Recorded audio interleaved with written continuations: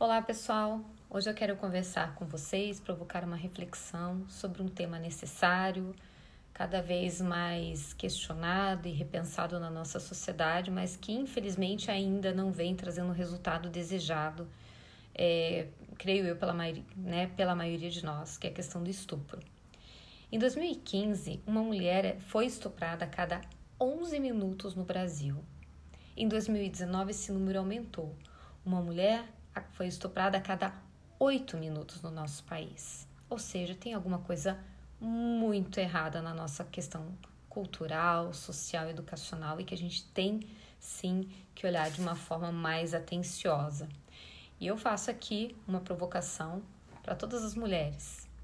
Qual de nós, e eu me incluo nisso, conseguiu passar ilesa ao longo da sua vida de qualquer tipo de assédio moral, psicológico e físico de alguma forma? Eu passei situações, gente, horríveis desde muito cedo no meu trabalho. Comecei a trabalhar cedo, fui assediada de diversas formas, sofri vários tipos de tentativa de agressão e tive muitos homens, felizmente, que nos momentos que eu precisei, que se colocaram à frente das situações, né, conseguiram me proteger, mas em tantas outras eu tive que me virar sozinha.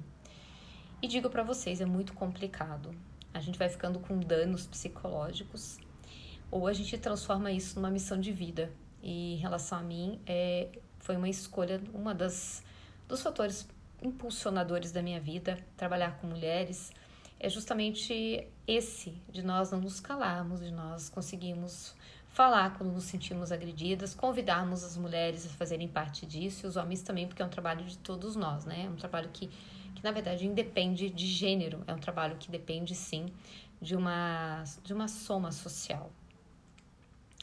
E quando eu falo de estupro, a gente está falando de mulheres, mas nós temos que pensar muito antes, né, dessa questão que todo mundo fala muitas vezes, que é tão perversa, que tipo de roupa que a mulher estava vestindo, qual foi o comportamento dela, será que ela provocou? Ou seja, esse discurso é uma das coisas que nós mais temos que combater. Seja quem for que fale isso, quem reproduz esse tipo de desvio, né, de pensamento aí, porque a gente tem que levar em conta que existem crianças que são estupradas e existem garotos que também são estuprados. E na minha prática clínica, que atendo somente adultos, eu vejo essas sequelas chegando com os adultos também, muitos deles no meu consultório.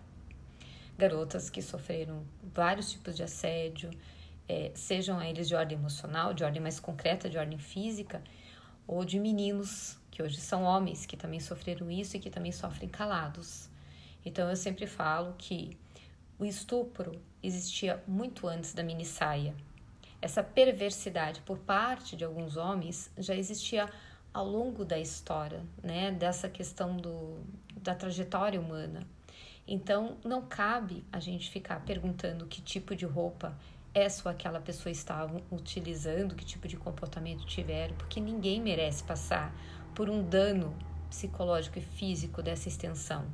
Ninguém merece ser agredido e ninguém tem o direito de invadir o corpo de ninguém, a alma de ninguém, estuprar o corpo, estuprar a alma de alguém.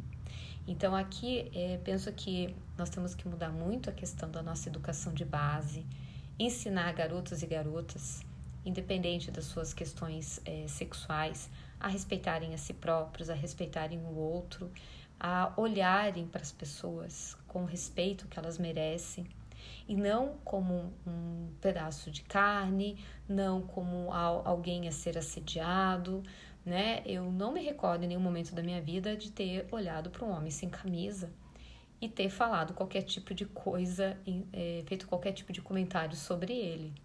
Um homem de calção, né? Agora, né, é difícil elencar e enumerar o número de vezes que por eu estar usando um vestido, por estar com calor, por seja o que for, né? Eu perdi a conta do número de vezes que eu escutei barbaridades na rua. Então, tem algo errado, né? E também não gosto daquele tipo de elogio perverso que às vezes vem, né, do homem ou da mulher dizendo: ah, nossa, e você, né, que é tão discreta, ainda se fosse a outra que não sabe se vestir. Esse tipo de comparação eu também não me felicito nem um pouco de receber, porque não é desconstruindo uma outra mulher que eu vou me sentir feliz e amparada por alguém que faça esse tipo, que tenha esse tipo de comportamento. Todos merecemos respeito, né? E todos estamos no mesmo circuito aí de convivência e que nós temos que rever nossas posturas. Então, eu vejo que não cabe a ninguém nos julgar por aquilo que vestimos e nos tomar por isso ou aquilo como merecedoras ou merecedores de qualquer tipo de violência. Então, eu gostaria de trazer meu convite hoje para todos os homens, né, que eu sei que também estão indignados com muitas das situações que nós mulheres enfrentamos, e para as próprias mulheres também, para que a gente repense, revisite os nossos preconceitos, as coisas que recebemos como uma forma operacional de olhar para outra mulher, olhar para o corpo de alguém, que a gente repense se a gente não está reproduzindo algum padrão, se a gente às vezes não se pega reproduzindo falas, reproduzindo maneiras de pensar. É momento da gente revisitar, sim, certos discursos e reeducar as nossas próprias palavras, os nossos olhares, né? E sermos exemplo para essas gerações que estão chegando.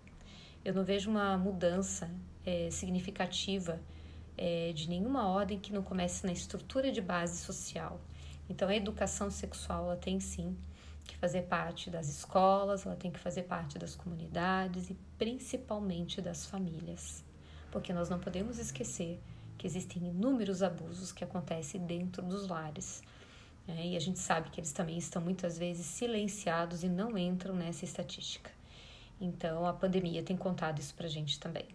Cabe aqui uma reflexão, né, de lembrar que as nossas crianças não usam mini saia, não estão usando decote e também sofrem violência sexual. Então, que a violência, ela não está atrelada à roupa de alguém, mas ela está atrelada ao distúrbio do estuprador. Ele, sim, precisa ser tratado. A vítima precisa ser acolhida e amparada nas suas necessidades. E a nossa sociedade está precisando, assim, urgentemente receber um tratamento. Ela está muito adoecida em vários níveis. Tanto no nível daquele que pratica violência, quanto daquele que vê na violência algo que é compreensível dependendo da situação. Isso também é uma doença. Então, essa reflexão que eu gostaria de trazer hoje, ela é urgente, ela é necessária, mas ela também, acima de tudo, ela pode ser revolucionária na medida que a gente entenda que o corpo de cada um de nós é um templo sagrado e que, sim, precisa de consentimento, né, para ser tocado e para ser visitado por quem quer que seja. Tá bom, gente? Era essa reflexão que eu gostaria de promover hoje com vocês.